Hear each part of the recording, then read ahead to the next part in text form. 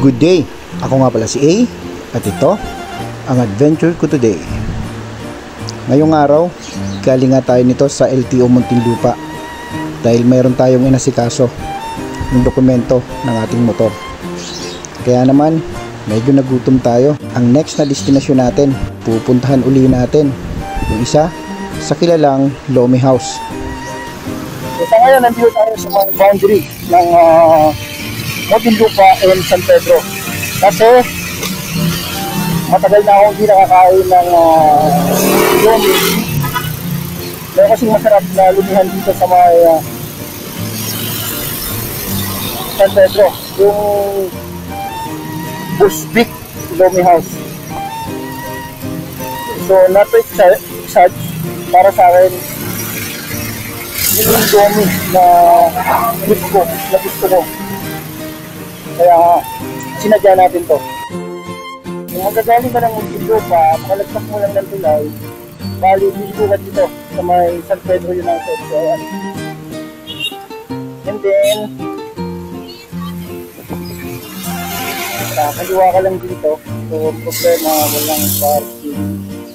So actually nandyan siya.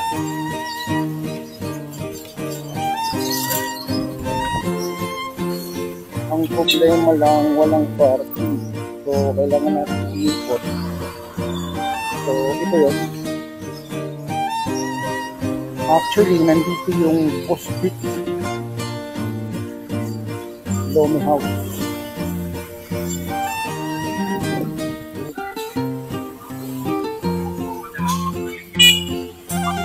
Mag-aantay tayo.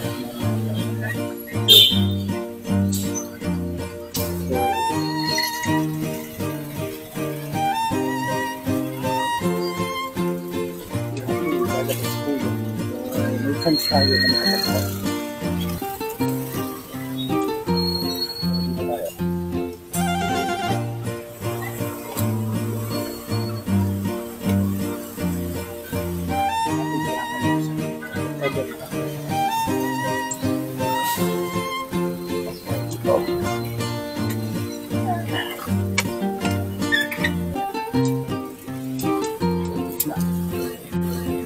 Kung nakakanggali ng aking helmet.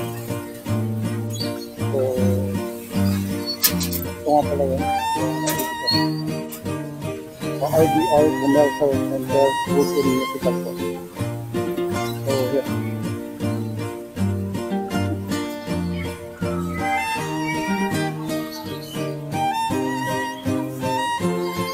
So yan lang kasi yung parking nila. Ito yung dito. Kaya tagal.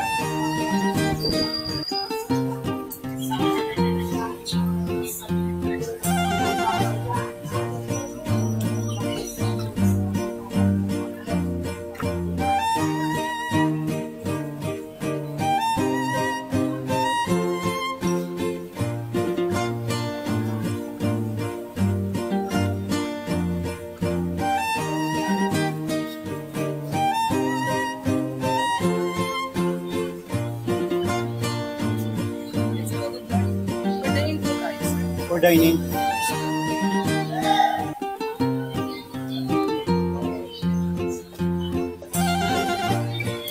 Lomi. Lomi sir, regular special. May overload din po tayo.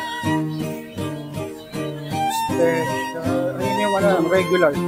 Yung overload na. Ganito yung sa kalaki. Regular overload. Pang one person lang. Yes. Okay na yun. So sir, drinks po sir. Mountain Dew.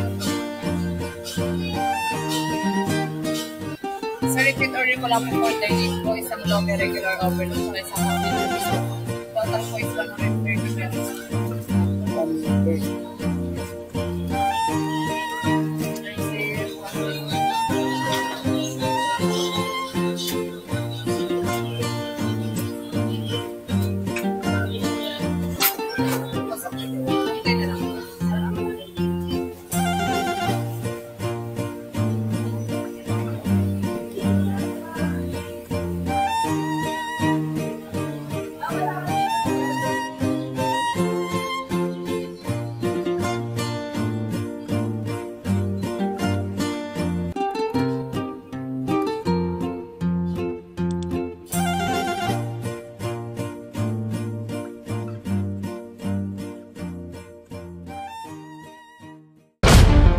follow, and subscribe.